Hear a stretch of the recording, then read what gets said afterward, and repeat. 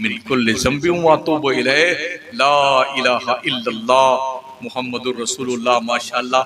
खिलाफत के हवाले से दलील दूं मैं आपको।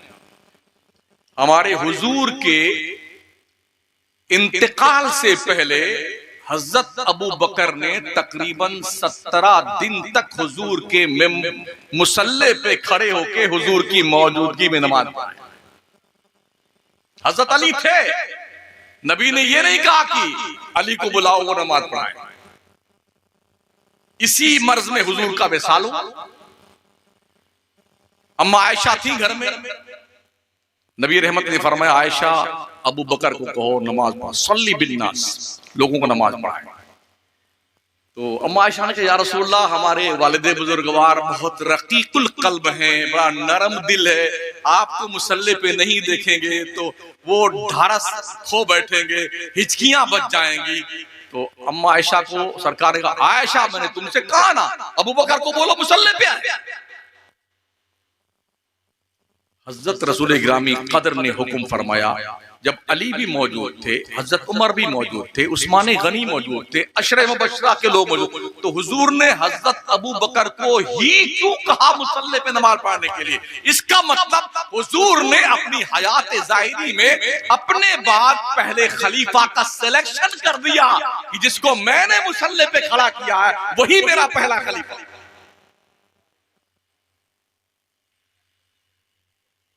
ऐसा और एक बार हुआ।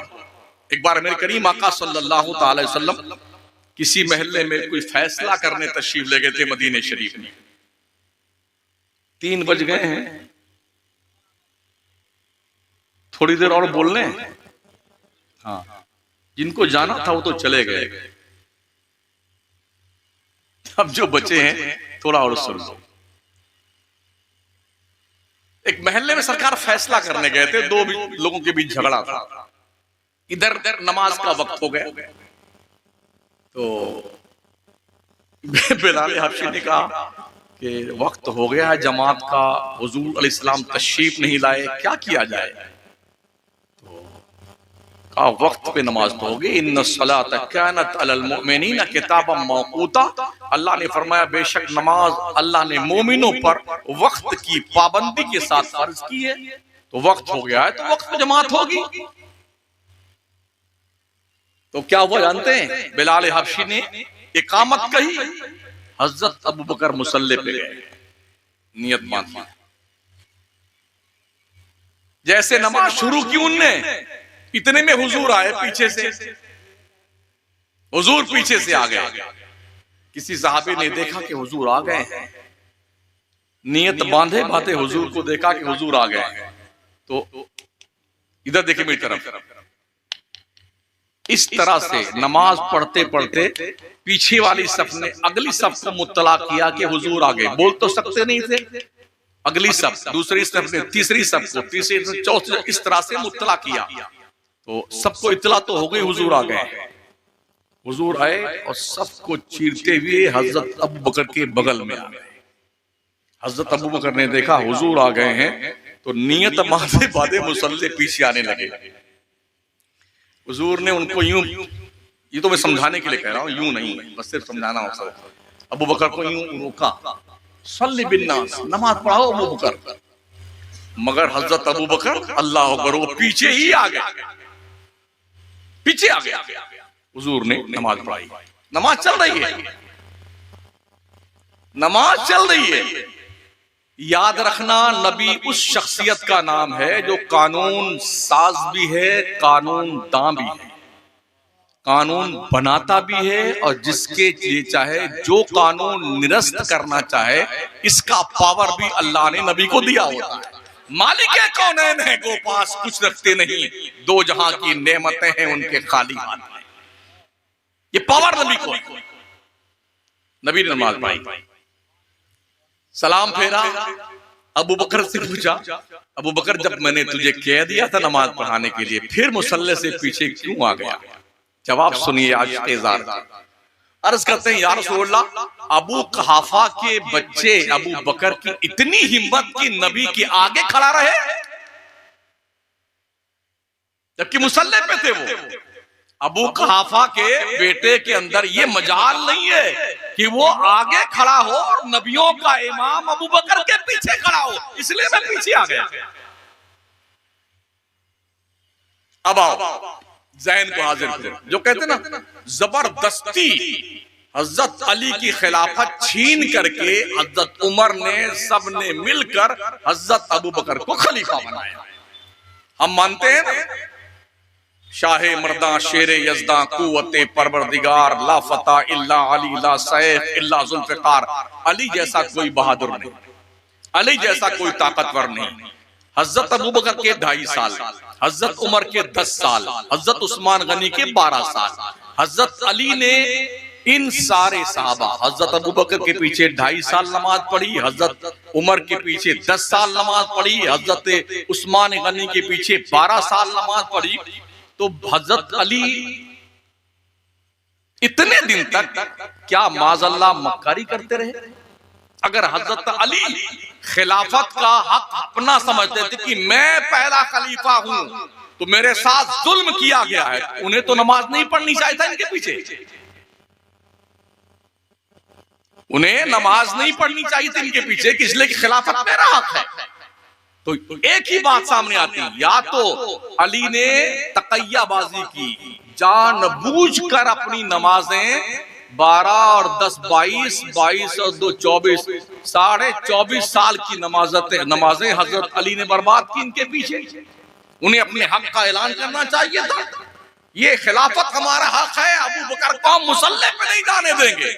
लेकिन हजरत अली से पूछा लोगों ने, अली बताओ खिलाफत में किसका सिलेक्शन होना चाहिए था? हम तो आपको खलीफा अव्वल मानते हैं। तो हजरत अली फरमाते हैं, जिसको हमारी जाहिरी जिंदगी में हमारे नबी ने जीते जी जिसको अपने मुसल्ले पे अपने सामने खड़ा किया, उसको हमने भी अपना इमाम मान लिया। ये हजरत अली का जवाब, हजरत अली का जवाब है, हमने उसको अपना इमाम मान लिया, उसको हुजूर का खलीफा मान लिया। हजरत अबू बकर ने जहां जहां जंग पे भेजा, हजरत अली को कमांडर बना करके जंग करने गए। जो माले गनीमत मिला उसका हिस्सा लिया, अपने घर लेके गए। उस्मानी हजरत उमर फारूक आजम के जमाने में जहां जहां हजरत उमर ने भेजा, हजरत अली जंग करने गए। वापस आए, जो माले गनीमत मिला हिस्सा उसको अपने लेके अपने घर गए, उनके पीछे नमाज पढ़ते रहे। हजरत उस्मान ने 12 साल तक जो जहां जंगों पे भेजा, हजरत अली गए जंग करने के लिए। अगर इतनी बड़ी मिस्टेक इन तीनों ने की थी माज़अल्लाह, तो फिर हजरत अली का किरदार क्या होना चाहिए था? आज आपके भाइयों के बीच में कोई डिस्प्यूट हो जाए और आपका हक आपके भाई नहीं रखा, जिंदगी हम मुकाबला करेंगे, हम मुकदमा लड़ेंगे, दीवानी लड़ेंगे, दिल्ली सुप्रीम कोर्ट तक लड़ेंगे हमारा हक। तो हजरत अली ने क्यों नहीं किया ऐसा? उन्हें पता था हक हकदार को पहुंचा है, कभी जिंदगी में आवाज नहीं उठाई हजरत अली ने। ये 14.5 साल के बाद चिबिद्दी के शोर में आज हक दिलाने आए। किसको दिलाओ? जो होना था वो तो हो गया, जो हुआ अच्छा हुआ, और ये सब नबी का सिलेक्शन था, किसी और का नहीं। तो आज तुम्हें क्यों मौत आती? तुम तुम्हारे भाइयों का झगड़ा सुलटा नहीं पाते हो, 14.5 साल पुराने जमाने की बहस करने बैठे हो। वो यूं कैसे हुआ? तेरा बाप था वहां पे। ये हालात हमारे हैं, बहस करेंगे। कि वो हजरत अली से हजरत अमीर मुआविया ने जंग क्यों की? तू जाके पूछ के आ जा, जा पूछना बेटा। हिंदुस्तान में कोई वारसी करके एक पागल है, हाँ खबीस, वो अंडसन बकता फिरता है। आपके इस कलकत्ता में भी कोई एक पागल मौलवी है, जटाधारी, कोई बकवास करता फिरता है। किसकी माँ ने दूध पिला के इस मौलवी की, बैठ के सामने बात तो करे यार, बकवासें करते फिरते क्यों जंग करी? हजरत अमीर मुआविया ने हजरत अली से जंग की, तो कोई ये भी तो कह सकता फिर हजरत अली ने हजरत अमीर मुआविया से जंग क्यों की? जंग तो दोनों तरफ से होती है ना, पहल कोई भी करे, इधर से भी लोग शहीद हुए, इधर से भी लोग शहीद हुए। करबला का जो मार्का बकूफिजिर हुआ है, इसका पस मंजर भी यही है। यजीद कौन है? मेरे नबी के साले का लड़का है। कौन है? हजरत अबू सुफियान, उनकी बेटी हमारे हुजूर के निकाह में थी, जो हजरत अमीर मुआविया की बहन लगती है। तो हजरत अमीर मुआविया हुजूर के साले हुए। उनका लड़का यजीद बदबख्त जो है, वो मलऊन, जिसके माथे पर इमाम हुसैन उनके आवानो अंसार के शहादत का स्याह धब्बा लगा हुआ है, उनके कत्ल करने का। वो यजीद इमाम हुसैन का रिश्ते में भाई लगता है, यानी कि मामू का लड़का।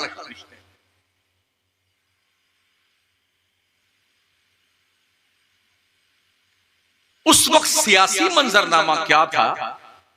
हजरत अमीर मुआविया 20 साल तक अमीरुल मोमिनीन की हैसियत से दीन की खिदमत करी है, और 20 साल तक बादशाह की हैसियत से 40 साल तक हजरत अमीर मुआविया ने दीन की खिदमत की, इस्लाम की सरहदों को वहां तक पहुंचाया जहां तक लोग सोच नहीं सकते थे।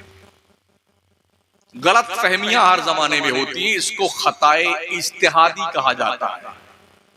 हजरत उस्मान गनी की शहादत के बारे में कुछ गलत फहमी इधर की उधर की हुई, उस बात को लेकर के हजरत मौला अली में हजरत अमीर मुआविया के बीच जंग हुई, हजरत मौला अली अम्मा आयशा के बीच जंग हुई, दसियों हजार सहाबा शहीद हुए। इधर भी जन्नती लोग थे, इधर भी जन्नती लोग थे। हुजूर ने क्या फरमाया था? मेरा नवासा इमाम हसन जो है ना, ये मुसलमानों के 2 बड़े गिरोहों में सुलह करवाएगा। हजरत अली की शहादत के बाद इमाम हसन खलीफा मुंतखब किए गए। 6 महीने के अंदर इमाम हसन ने खिलाफत को हजरत अमीर मुआविया को सौंप दिया। ये मुझसे नहीं संभलता, इसे आप संभालिए। पूरी जिंदगी इमाम हसन हजरत अमीर मुआविया की तरफ से भेजा गया नजराना कबूल करते थे, तोहफे ताइफ लेते थे। अगर कोई इसका इल्जाम अमीर मुआविया सरकार पे रखता है, तो पहले इल्जाम आएगा फिर इमाम हसन ने खिलाफत अमीर मुआविया को क्यों दी। अगर वो खिलाफत ना देते अमीर मुआविया को, तो यजीद पैदा ही नहीं होता, जंग नहीं होती, लड़ाई नहीं होती, इमाम हुसैन शहीद नहीं होते। तो ये सारा का सारा कलंक इमाम हसन के सर पे आएगा, क्योंकि उन्होंने खिलाफत सौंपी थी अमीर मुआविया। तो इस तरह इस तनाजुर में जंगें हुई। जब जंग चल रही थी हजरत अमीर मुआविया और हजरत अली के बीच में, तो मुल्क शाम के एक काफिर बादशाह ने कहा, अमीर मुआविया अगर तुम कहो तो मैं लश्कर भेज दूं ताकि अली के पूरी फौज का खात्मा हो जाए। तो हजरत अमीर मुआविया ने जवाब दिया, ओ शामी कुत्ते, कान खोल के सुन ले, ये हमारा पर्सनल मामला है, हम अपना जैसे चाहें सुलटा लेंगे। अगर तूने ये हिमाकत की अपनी फोर्स को भेज करके, तो अमीर मुआविया पहला सिपाही होगा जो अली की तरफ से तेरे मुकाबले में लड़ने आएगा। वहां तो ये मोहब्बतें हैं, तो यहाँ फितना कर रहे हैं हिंदुस्तान भर में, घूम घूम के पीर पाखंडी लोग। जब हजरत अली और हजरत सैयदा आयशा के बीच जंग हो रही, जंगे जुमल, तो हजरत अकील जो हजरत अली के रिश्ते में भाई लगते थे, उनके पास पैसा खत्म हो गया। जब जंगे सिफीन जब हजरत अमीर मुआविया से जंग हो रही, तो अगर हजरत अकील ने कहा कि भाईजान कुछ पैसे की जरूरत है, हजरत अली ने कहा मेरे पास तो है नहीं। जंग चल रही, तो हजरत अकील कहते हैं अगर आप इजाजत दें तो मैं हजरत अमीर मुआविया से मदद मांग लूं। कहा जाइए। जंग चल रही है और हजरत अकील के भाई हजरत अली के भाई हजरत अकील जो उनकी फौज के सिपाही थे, अमीर मुआविया के खिलाफ लड़ रहे थे। अमीर मुआविया के पास मदद मांगने पहुंचे। हजरत अमीर मुआविया ने हालत जंग में हजरत अली के भाई हजरत अकील की मदद की, उन्हें खूब तोहफे तोहफे भी पेश किए। और यहाँ पूरे मुल्क में देखिए तो ऐसा ढडोरा पीट रहे हैं बेटे, ऐसा ढडोरा पीट रहे हैं, शक्लें बिगड़ गई हैं, बेटों की शक्लें बिगड़ गई। एक मरदूद को देखा, हाजी वारिस शाह के यहाँ मौलवी था, वो लाल पीला जुब्बा कुब्बा पहने हुए था। बोल दो क्या, अब तो जो कुछ हो मैंने वारिस को खुदा मान लिया है। हराम खोर कहीं के, खुदा तो एक ही है, ला इलाहा इल्लल्लाह मुहम्मदुर रसूलुल्लाह, ला इलाहा इल्ला अना फअबुदनी वाक़िमिस सलाता लिज़िक्री इन्नस्साअत आतियतुन अक़दु फ़ीहा लितुजज़ा कुल्लु नफ्सिन बिमा तसआ। अल्लाह एक है और बोलता हमने वारिस को खुदा मान लिया।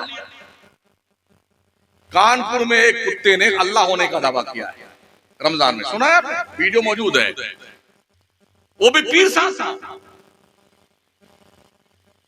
मैं समझता हूं अगर इस जमाने में शैतान भी इजरा अज़ाज़ील आ जाए ना तो लोग कहेंगे अरे हजरत बहुत दिन से हम आपका इंतजार कर रहे थे, आ जाओ तशरीफ लाए, क्या बात है, वेलकम वेलकम टू यू, खैर मकदम, मरहबा, अहला व सहला, बहुत अच्छा हुआ कि आप तशरीफ ले आए।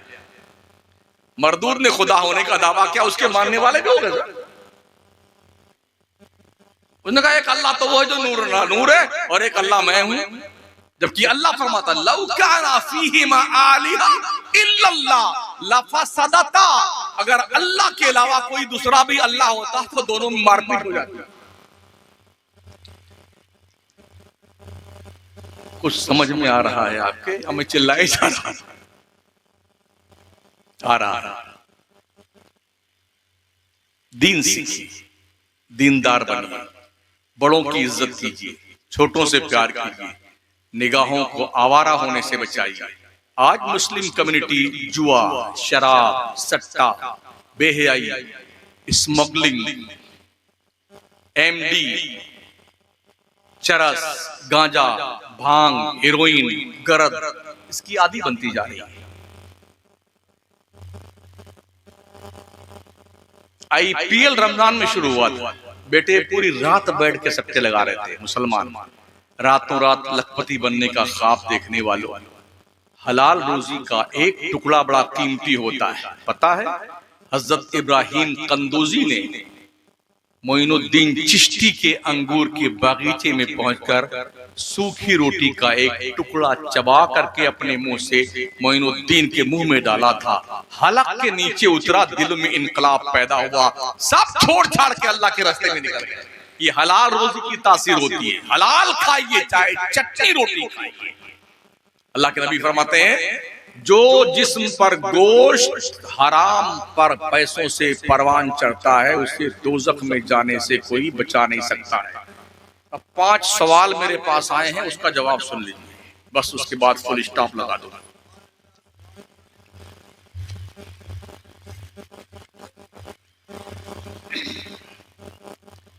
बाप की जायदाद में बेटी का हिस्सा होता है या नहीं होता है? अल्लाह फरमाता लिज़्ज़क्रि मिस्लु हज़्ज़िल उन्सयैन, बाप की प्रॉपर्टी में बेटी का आधा हिस्सा होता है। यानी कि बाप ने मरने के वक्त अगर 3 लाख रुपया छोड़ा है, एक बेटी और एक बेटा छोड़ा है, 2 लाख लड़के का है, 1 लाख लड़की का। क्या कोई देता है? भाई लोग जबरदस्ती कब्जा करके बैठ गए, कसम खुदा की बहुत मारे जाओ। हाँ, बहनों का हक बाप की प्रॉपर्टी का दे दिया करो। शादी ब्याह में पैसे मत खर्च कीजिए, बहनों का हक देने का रिवाज पैदा कीजिए। शादियां मस्जिदों में कीजिए, 10 आदमी बैठ जाओ, निकाह पढ़ाओ, जाओ खत्म। एक पैसा खर्च मत करो शादी पे। बच्चियों को तालीम दिलवाओ, उनकी तालीम ही उनके जहेज की शक्ल में हो जाए। पढ़ाइए बच्चों। हमारे नबी ने 11 शादी की थी, कोई बारात लेके नहीं गए थे। कमोबेश 1,24,000 साहबा ने शादी की, कोई बारात नहीं। 4 बेटियों की शादी करी, कोई बारात नहीं, कोई खाना लड़की वाले के आने। आप कहां से बारात लेके आए? आज अरे हमारा गुड्डू जो है ना, वो डॉक्टर है, उसके बहुत सारे दोस्त हैं, कम से कम 400-500 बाराती तो हो ही जाएंगे। हाँ, बहुत अच्छा इंतजाम करना। और जी वो 4 किस्म की मिठाई होनी चाहिए और 3-4 किस्म का गोश्त, chicken chilli, chicken crispy, mutton burra और कोरमा और पुलाव और ये चाउमीन और टिकिया, ये सब अलग से होना चाहिए। और बुलेट मोटरसाइकिल दीजिएगा। मरदूद के घर में बकरी बांधने की जगह नहीं है, बुलेट पकड़ा। कुछ तो ऐसे पगला 4 पहिया। तेरी बेटी की शादी होती कितना देता है? क्या बेशर्मी यार। लड़की ही जहेज है। एक माँ और बाप अपने जिगर के टुकड़े को आपको देते हैं, क्या इससे बड़ा कोई हिम्मत का काम है यार? ये भी कॉन्सेप्ट कितना खतरनाक है। हमारे घर में किसी की लड़की आती है तो हम क्या सोचते हैं, इस पर हुकूमत जमा के रखे। उसकी ननदें क्या कहती हैं, ससुराल में ननद है, फोन गए, अम्मी भाभी को आजाद मत छोड़ना, नकेल डाल के रखना इसको, हरदम इसको काम पे लगा के रखना। और माँ अपनी बेटी की सोचती, मेरी बेटी जहां गई है उसकी सास भी उसके कब्जे में हो, ससुर भी उसका कब्जे में हो, दूल्हे राजा भी उसके कब्जे में हो, वो किसी इशारे पे दूल्हे राजा घूमते नजर आए। अपनी बेटी के ताल्लुक से आपकी सोच ये है, किसी और की बेटी अगर आपके घर में बहू बन के आई है उसके बारे में क्या आपकी एक घटिया सोच क्यों होती है? हमने मकराने में अल्हम्दुलिल्लाह उलमा ने मिल करके हमने लड़कियों क्या खाना बंद कर दिया। शादी में कोई लड़की वाला खाना नहीं खिलाएगा बारात को। हम जब पहुंचे मकराने में तकरीबन बारात में 6,000-7,000 लोग आते थे, बाराती है ना, आदमी मर जाए इंतजाम करते करते, इस शैतानी फौज को खिलाते खिलाते। हमने प्लान तैयार किया, बेटियों का खाना बंद कर दिया, सिर्फ चाय मिलेगी। तो जो बारात 6,000 आती थी, अब 50 या 40 बारात के आदमी बारात आती है। उन्हें पता खाना तो मिलने वाला है, शरबत, चाय, कॉफी या आइसक्रीम, बस नील बटा सन्नाटा, खाना बंद। इसकी जगह पर हमने सामूहिक विवाह शुरू किया। अभी पिछले महीने में तकरीबन 100 कुछ जोड़ों की शादियां एक शामियाना तले की गई हैं। और जो लोग उसमें शामिल हुए हैं, मालदार भी गरीब सब लोग थे इसमें। तो कुरान निकाला गया कि 2 जोड़े को जिसका कुरान निकलेगा उसे उम्रा पे भेजा जाएगा। तो अल्हम्दुलिल्लाह 2 जोड़ों के नाम कुरान निकला है और मुहर्रम के महीने में उनको उम्रा भेजा जाएगा। ये प्रोत्साहित करने के लिए कि अपने बच्चों की शादियां सम्मेलन में कीजिए, ताकि किसी गरीब माँ बाप के ऊपर बोझ न बनिए। इस घटिया किस्म की सोच ने हमारी कौम की मुस्लिम बच्चियों को गैरों के साथ भागकर शादियां करने पे मजबूर कर दिया है। हम भी आए दिन अखबार पढ़ते रहते हैं, मीडिया पे हम भी नजर रखते हैं।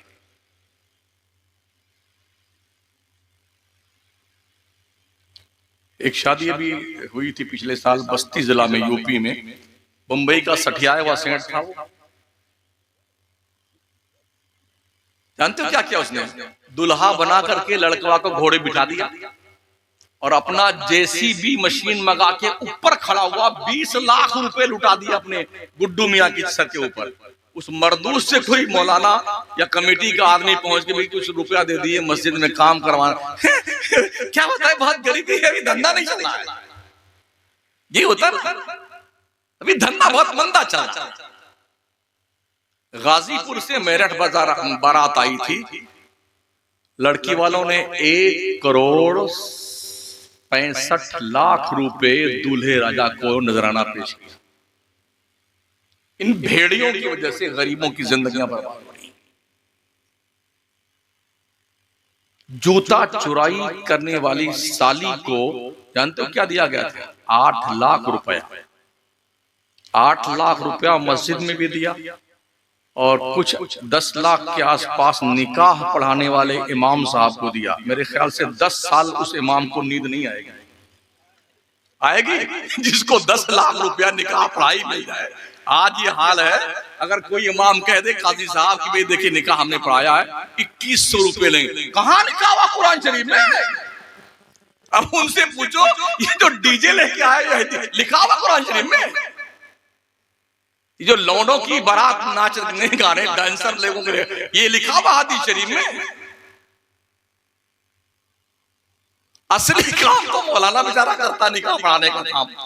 आप करोड़ों खर्च कर लीजिए, मौलाना निकाह ना पढ़ाए, बैठे रहिए। अब उसी के ये कहां लिखा हुआ 2100? तो बाप की जायदाद में बेटियों का हक होता है। भाइयों अपनी बहनों का हक दे दो, वरना जिस दिन अल्लाह तुम्हारा हिसाब लेगा उस वक्त तुम्हारे पास कुछ नहीं देने के लिए होगा। अगर बहनों ने माफ ना किया ना, ऐसे झोंके जाओगे जहन्नम में, कायदे से भूना जाएगा तुम्हें जहन्नम के दहकते अंगारों पे। मजारों पे औरतों का जाना नाजायज़ो गुनाह है। अल्लाह के नबी फरमाते हैं लान अल्लाहु अला ज़ायरातिल क़ुबूर, कब्रों की जियारत करने वाली औरतों पर अल्लाह की लानत। सिवाय हुजूर सल्लल्लाहु अलैहि वसल्लम की कब्र के किसी और कब्र पर और मजार पर जाना औरतों का जायज नहीं है। इसलिए माओ बहनों अजीजा बच्चियों मजारों पर मत जाया करो, और हाँ बाजारों में भी मत जाया करो। औरतें क्या पता है, एक नाजुक आप जीना है। एक दिन ऊंट पर कजावे में कुछ औरतें बैठी हुई थी। हजरत अंजशा रज़ी अल्लाह तआला सहाबी रसूल हैं, वो ऊंट को नकेल पकड़ के चला रहे थे। बहुत तेज तेज ऊंट चल रहा था। हमारे करीम आका ने देखा तो जानते क्या फरमाया? रवायदक या अंजशा रिफ़क़म बिल क़वारीर। अंजशा ऊंट आहिस्ता चला, इस कजावे में नाजुक आबगीने बैठे। जो नबी औरतों का इस कदर एहतराम करता, वो औरतें बाजारों में सबसे ज्यादा यही दिखती हैं अल्लाह की बंदियां।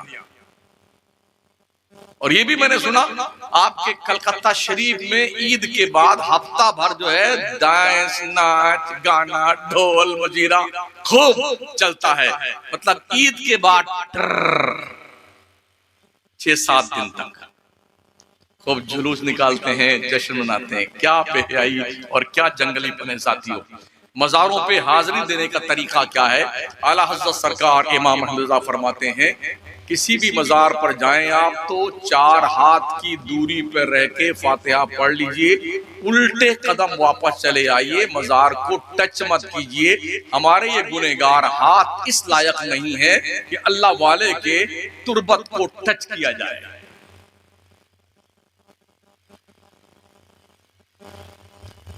कुछ लोग जब अजमेर जाते हैं ना तो वहां से कड़ा लेके आते हैं, इधर कड़ा पहने हुए, इधर छड़ा पहने हुए, इधर धागा बांध लिया, गले में लटका लिया धागा। जब उनसे वहां अजमेर शरीफ से लाया हूं, ये वहां का कड़ा है, ये अजमेर का धागा है। हाथों में धागा पहनना नाजायज। मन तशब्बहा बिकौमिन फहुवा मिनहुम।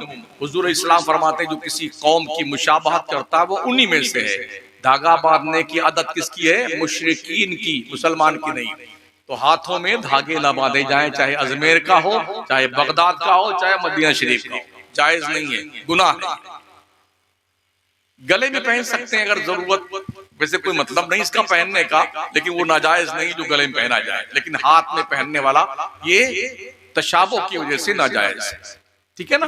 कड़ा मुसलमान मर्द के लिए सिर्फ चांदी की 1 नग की 1 अंगूठी 4.5 माशा से कुछ कम रहे, यही पहनना जायज है।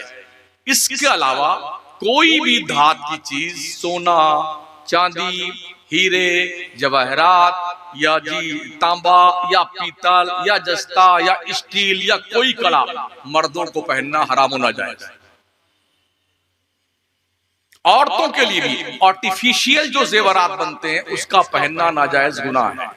अगर कोई औरत आर्टिफिशियल जेवर पहन के नमाज पढ़ती तो नमाज उसकी नहीं होती। अगर कोई चाहे कि मैं दो माशा की एक अंगूठी नहीं 2 अंगूठी पहनूं, 4.5 की तो इजाजत है ना, तो 2 माशा की 2 पहन लूं तो भी नाजायज। अगर कोई शख्स एक अंगूठी में 2 नगीना लगा लेता तो भी नाजायज। एक नग की एक अंगूठी चांदी की 4.5 माशा से कम इतना ही जायज है।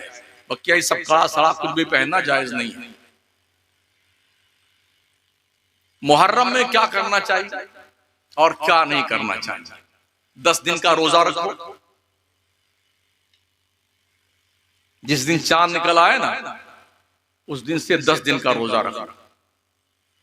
हमारे हुजूर अलैहिस्सलाम जब तशरीफ ले गए मदीना शरीफ तो वहां के यहूदियों को आशूरा का रोजा रखते देखा।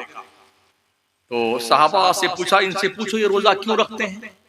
तो उनने जवाब दिया यहूदियों ने कि चूंकि इसी दिन बनी इसराइल को हजरत मूसा अलैहिस्सलाम के साथ नजात मिली थी और दरिया से बच के हम बाहर निकले थे हमारी कौम के लोग, तो इस खुशी में हम रोजा रखते हैं 10वीं मुहर्रम का।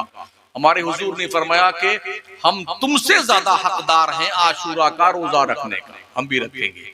और हुजूर ने फरमाया अगले साल अगर मैं जिंदा रहा तो 2 रोजा रखेंगे, 9 मुहर्रम को और 10 मुहर्रम को 2 रोजा रखा जाएगा। अगर आपको लगता है कि हमें कुछ करना चाहिए मुहर्रम में तो चांद निकलने से लेकर 10 दिन तक रोजा रखिए आप, और इस रोजे का सवाब करबला के शहीदों को पेश करिए। गरीबों को खाना खिलाइए। पैसे अल्लाह ने दिए हैं, किसी गरीब बच्ची की शादी नहीं हो रही है, चुपके से उस बच्ची के घर वालों को दे दें कि बच्ची के हाथ पीले करके इसका रिश्ता करके भेज दो। इमाम हुसैन के लिए शहीदाने करबला के नाम पर सवाब इस किरदार का उन्हें मिलेगा, ये करना चाहिए। ताजिया बनाना, ढोल बजा, सिर्फ जिस तरह गुंबद खजरा और काबा शरीफ का नक्शा लोग घरों में रखते हैं अपने, या फोटो उसका कैलेंडर में होता है, इतना ही हुक्म है। अब इसको पट्टी बनाना, बल्लम निकालना, अल्लम निकालना और उसके साथ जुलूस निकालना, औरतों मर्दों का भीड़ लेके चलना और तलवारबाजी करना और नेजाबाजी करना और डीजे कराना, ये सब जंगलीपन के काम है, जाहिलों और गंवारों अनपढ़ों के काम है। इस खुराफात का दीन से कोई ताल्लुक नहीं। नंबर 5, बैंक वगैरह में पैसा रखने पे जो जायद रकम मिलती है उनको लेना कैसा है? बैंक में आदमी जो पैसा रखता है उसकी नीयत क्या होगी? सेफ्टी के लिए। यही मकसद होता है ना बैंक में पैसा रखने का। बैंक की अपनी पॉलिसी होती है, आपके पैसों से बैंक बिजनेस करती है, उन्हें प्रॉफिट होती है, तब वो अपने उन शेयर होल्डरों पर या बैंक पैसा जमा करने वालों पर वो कुछ परसेंटेज के हिसाब से मुनाफा डिवाइड करते हैं। अगर बैंक का लॉस हो जाए तो आपको भी पैसा नहीं मिलेगा। एग्जाम्पल, हर्षद मेहता को जानते हैं आप? बंबई शेयर मार्केट के सबसे बड़े दलाल का नाम हर्षद मेहता है। आज के तकरीबन 34 साल पहले, इस वक्त मैं बंबई में इमामत करता था, 90 बैंकों का घोटाला किया था हर्षद मेहता ने। उन बैंकों में जिनके पैसे जमा थे 90% पैसे डूब गए, सिर्फ 10% लोगों को पैसे मिले। तो अगर हम तुम्हारे बिजनेस के लॉस में शरीक हैं तो मुनाफे में शरीक क्यों नहीं है? बैंकिंग पॉलिसी है बिजनेस करके मुनाफा कमाती, वो मुनाफा आपको दे रही है। आपने तो कहा नहीं कि हम इतना पैसा रख रहे हैं आपसे इतना पैसा लेंगे, ऐसा कोई करता बैंक में रखने वाला? जी नहीं, ये उसकी अपनी पॉलिसी है। सूद किसे कहते हैं? मैं आपको 10 रुपए दे रहा हूं, कर्जा 11 रुपया लूंगा, ये मेरी शर्त है, इसे सूद कहते हैं। हमने शर्त लगाई ना, जैसे शर्त लगाई उसी को सूद कहते हैं। इसमें और बैंक का पैसा मिलने में जमीन आसमान का फर्क है। दूसरे, ये फिक्स डिपॉजिट हो, लाइफ इंश्योरेंस हो, इसका भी बैंकें बिजनेस करती हैं, प्रॉफिट कमाने के बाद आपको पैसा देती हैं। LIC का हाल क्या हुआ अभी पता है आपको, सब जानते हैं। क्या किया है हमारे देश के बड़े बड़े लोगों ने, किस कदर हमारा मुल्क कर्जे में डूब चुका हुआ है, ये सब जानते हैं। बैंकों के भविष्य दांव पे लगे हुए हैं। तो अब हालत ये है, जो बैंक में पैसे जमा करते हैं, इसमें भी लोग बिजनेस करते हैं, एक मुनाफा कमाते हैं, तब आपको 8 साल में या 10 साल में डबल करके आपको देते हैं। कमाया है तब दे रहे हैं, ऐसे नहीं दे रहे हैं। इसका लेना जायज है, कहीं भी लगा सकते हैं, खुद भी खा सकते हैं, किसी को भी खिला सकते हैं।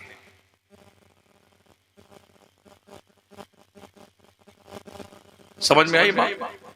एक और बात पेश कर दूं मैं। मुंबई में बाइकल्ला रेलवे स्टेशन के सामने ईस्ट में मुस्तफा बाजार है। जय जाने वाला रोड और मुस्तफा बाजार जाने वाला रोड के कॉर्नर पे कम से कम नहीं तो कोई 50 बीघा जमीन होगी, जिसपे चर्च बनाया हुआ है। जानते हो किस पैसे से बना है? अब्दुर्रहमान स्ट्रीट में बंबई में जो जामा मस्जिद है, उसकी जो रकम बैंक में जमा थी उस जमाने में, ये आज के तकरीबन 50 साल पहले, जो उस पर बैंक की तरफ से एक्स्ट्रा पैसा मिला, तो मस्जिद वालों ने ये कह के इनकार कर दिया कि हमें ये पैसा नहीं चाहिए। तो उस पैसे को बैंक अपने पास नहीं रखती, उन्होंने ईसाइयों को दे दिया। अब ईसाइयों ने मुस्तकिल तौर पर इस्लाम के खिलाफ संघर्ष करने का कार्यक्रम जो उनके गिरजा में होता है, वो इतना बड़ा उन्होंने गिरजा बनाया, स्कूल बनाया, वहां पर मुसलमानों के बच्चे जाते हैं, जो चर्च के सामने हाथ बांध के खड़े होते हैं, वहां जाके दुआएं मांगते हैं, मरियम की मूर्ति के सामने माज़अल्लाह, ये सारा कार्यक्रम होता है। अगर तुमने नहीं लेना था ना, तो उस पैसे को लेके गरीबों में बांट देते, कोई कॉलोनी बना देते जो गरीबों को डिस्ट्रीब्यूट कर देते। मगर मुसलमान किसी हद तक पागल भी वाकई हुआ है, इतनी बड़ी रकम को लेने के बजाय काम नहीं लेंगे, तो उन्होंने ईसाइयों को दिया और बहुत बड़ा चर्च बनाया, जो मुस्तकिल 50 साल से मुसलमानों की कब्र खोदने में लगा हुआ है। समझ में आया? 5 वक्त की नमाज पढ़िए, ये वो इबादत है जो किसी नोमिनी को नहीं मिलेगी। मरोगे तुम्हारी कब्र में रोशनी बन के आएगी। जो कुछ है इसमें से कुछ आपको मिलने वाला नहीं, सब ले लेंगे। मरे नहीं, मरने से पहले कितने, अभी तो एक वीडियो देखी, एक बेटी और दामाद ने मिलकर के अपने बाप को मार डाला पैसे के लालच में। एक बेटे ने अपने अब्बा को, दादा को मार डाला पैसे के लालच में। एक बेटे ने अपनी बेवा माँ को कैंची घोंप के मार डाला पैसे के लालच में। दुनिया के ये सारे रिश्ते इल्ला माशा मतलब के हैं। माँ बाप का ही एक रिश्ता है जो बगैर किसी स्वार्थ के, निस्वार्थ रिश्ता माँ का होता है और बाप का होता है। लेकिन ये भी खतरे में पड़ गया है। तो माँ बाप का एहतराम कीजिए, मुआशरे को क्लीन कीजिए, अच्छे काम कीजिए, बहुत पैनी नजर रखें अपने महलों पे, अपने इलाके में। कहीं ऐसा ना हो कि कोई गैर आकर के आपकी गलियों और महलों से आपके बच्चियों को उचक ले जाए। अपने स्कूल बनाएं, अपने कॉलेज बनाएं, कोशिश कीजिए यूनिवर्सिटी बनाएं, अल्लाह तौफीक दे। जो मालदार लोग होते हैं, हम क्या जाए इस काम में बढ़ने, कमाया है, एंजॉय करेंगे, एंजॉय करेंगे। जब मर के कब्र में जाओगे ना, तो फरिश्ते भी तुम्हारी एंजॉय करेंगे, वो मारेंगे, भिगो धस जाओगे 70 गज जमीन। एंजॉय करते हैं बेटे बैठ गए, कुल्लू मनाली जा रहे हैं, शिमला जा रहे हैं, कश्मीर जा रहे हैं, एंजॉय करने जा रहे हैं, है ना। अल्लाह ने तुम्हें पैसे दिए हैं, तुमने कोई सुरखाब के पर नहीं लगाए हैं। एहसान मानो रब का, उसने तुम्हें किसी का मोहताज नहीं बनाया है। तुम्हारी दौलत में रब ने गरीबों का हक रखा। वफी अमवालिहिम हक्कुम मालूमुल लिस्साइली वल महरूम। जो मांगने वाले हैं, जो गरीब गुरबा है, उनका हक तुम्हारी कमाई में, दौलत में रखा है। सठियाए हुए सेठो, समझ रहे हो? मदद किया करो गरीबों की। इसलिए इस टंकी में कितना भी खा जाओ ना, ये ओवरलोड होकर के फटेगी एक। आका फरमाते हैं जो खाया वो वेस्टेज माल बन गया, जो पहना वो पुराना हो गया, जो अल्लाह के रास्ते में दिया वही तेरे काम आने वाला। फमन शाअ तखज़ा इला रब्बिही माबा, ओ बंदे मरने से पहले जो कुछ अल्लाह के यहाँ पार्सल भेजना भेज दे, ताकि तेरे मरने के बाद तेरी कब्र में काम आए। भाई साहब अस्सलाम वालेकुम, माशाअल्लाह, अच्छी बात है। हमको भी नींद आ रही है, बस खत्म कर रहे हैं। फितरी बात है नींद आना, तो खैर है वक्त गुजरने के बाद। फजर की नमाजें पढ़ा करो। जो लोग फजर के वक्त सोते रहते नमाज नहीं पढ़ते हैं, जनाबे शैतान उसके मुंह में शुशु फरमा देते हैं।